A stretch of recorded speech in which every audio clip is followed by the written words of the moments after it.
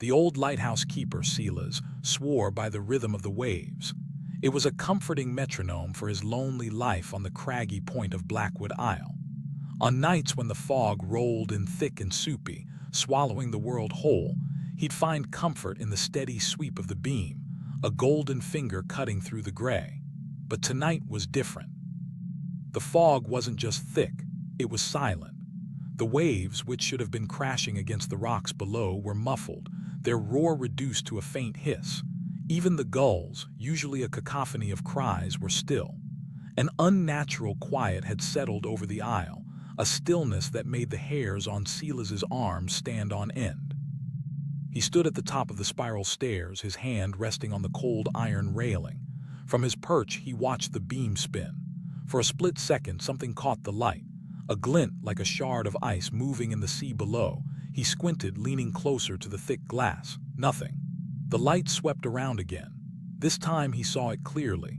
A figure, impossibly tall and thin, was standing on the wet rocks at the base of the lighthouse.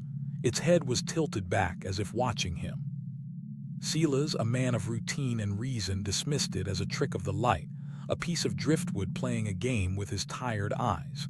He turned to go down and make a pot of tea, but a sound from the stairs below stopped him. A gentle tap, tap, tap. It was a slow, deliberate sound like knuckles on wood. But there was no wood in the lighthouse tower, just cold stone and iron. He froze, his heart thudding against his ribs. The tapping continued, getting closer, moving up the spiral staircase. He backed away from the stairs, his breath catching in his throat. He reached for the lantern he kept on a hook, his fingers fumbling with the clasp. He had to see what was making that sound. The tapping stopped. The silence returned, more menacing now. Silas peered over the railing, his heart pounding a frantic rhythm. He could see nothing. Then a voice, a whisper like sand on glass, echoed up the stairwell. "Silas," it hissed, "open the door." It wasn't a question. It was a command. A command spoken in 100 voices at once, all of them his. It sounded like Silas as a young boy, as a middle-aged man, and as the old keeper he was now. Silas stumbled back, his mind reeling. He had spent his entire life alone in this lighthouse. No one knew his name. No one knew he was here. He was a ghost keeping a light for other ghosts. The voice spoke again. "Open the door, Silas. It's time to go home." He looked at the small iron door that led to the observation deck. It was locked from the inside, but the latch was rattling, a quiet, insistent clatter. The tapping sound returned, not on the stairs, but on the glass of the observation deck itself, coming from outside. Silas's eyes darted to the window. The fog had thinned just enough for him to see something through the swirling mist. Not one figure, but many. They were all standing on the tiny balcony that circled the lamp, their forms vague and shimmering. And their faces. They were featureless, smooth like polished stone, but each one was tilted back, as if gazing into the light.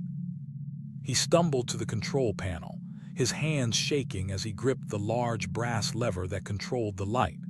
With a desperate heave, he pulled it down. The hum of the generator died, and the world was plunged into a sudden, inky blackness. In the silence and the dark, he heard it. The voice, now loud and clear, not just in his head, but all around him. "Silas, you can't turn off the light. We need to find our way home." A faint, ghostly luminescence began to fill the room, radiating from the figures outside.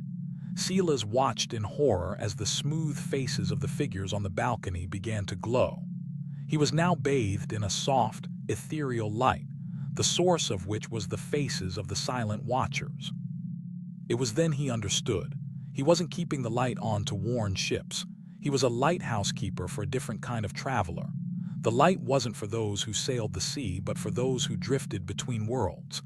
And the silent figures on his balcony were not trying to get in.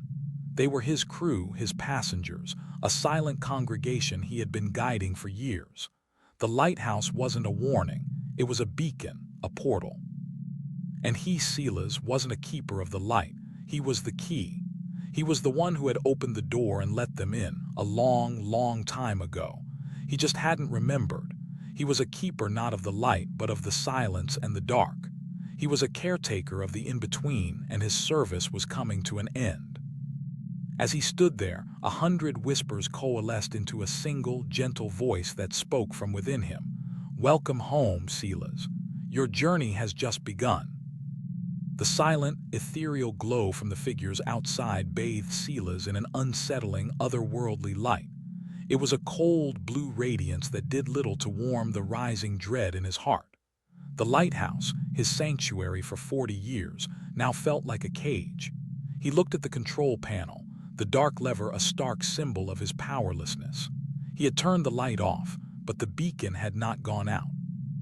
It had simply changed hands, or rather, changed form, now radiating from the hollow faces of the beings who had come for him. "You are the light, Silas," the chorus of voices whispered inside his mind. "You've always been the light. Your life here was just a flicker, a memory we've been waiting to collect."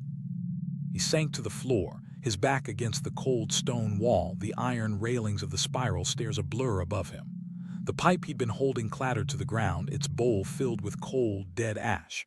He thought of his mother, who had placed a small, polished stone in his hand the day he left home. "This will guide you," she had said, "and keep you safe from the things that live between worlds." He had kept it in a small leather pouch at his belt for decades, a forgotten trinket. Now a tremor ran through him. He reached for the pouch, his fingers fumbling with the clasp. The stone inside was ice gold. As he closed his hand around it, the voices from the figures outside sharpened, a discordant symphony of 100 different tones and rhythms. They weren't a chorus of his own voice anymore, but a fractured cacophony of 1,000 different souls, each one a different life, a different keeper of the light. They weren't from this world. They weren't even from this universe. They were the lost, the in-betweeners, the travelers who had been guided by the light of Blackwood Isle for millennia. And Silas was not the keeper. He was the final piece of the puzzle, the one who would open the gate once and for all. The small stone in his hand began to thrum with a low, deep vibration. The blue glow from the figures outside intensified, piercing the thick glass of the lighthouse tower. The glass itself began to crack, a spiderweb of fractures spreading across the surface. Silas scrambled to his feet, his mind racing. The stone, he realized, was not a charm to keep them out. It was a key. His mother had not sent him to be safe from the things between worlds. She had sent him to be one of them. He was a legacy, a final keeper chosen to open the door and join the others. He stared at the cracking glass, and for the first time he saw a face among the faceless.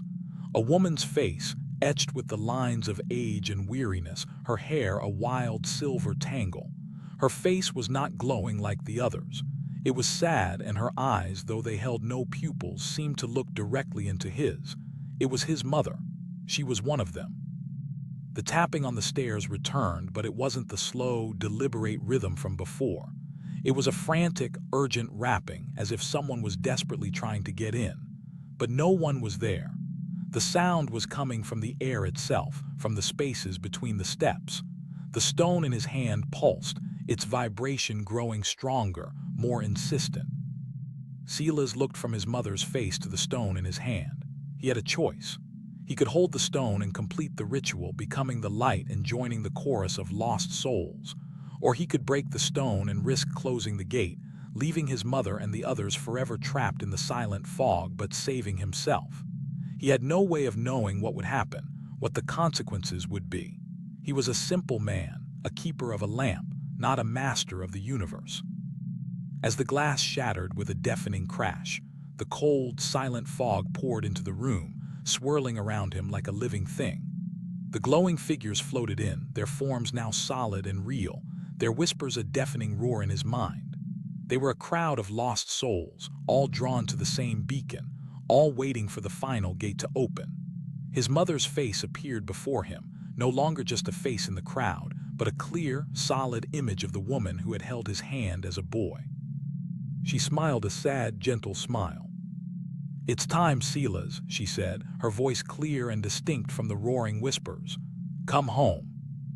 He looked at the stone in his hand, its surface now glowing with the same cold, blue light as the figures. He had a choice to make, a single decision that would determine his fate and the fate of 1,000 others. He could go home, or he could try to save them, knowing that either way he would be alone again.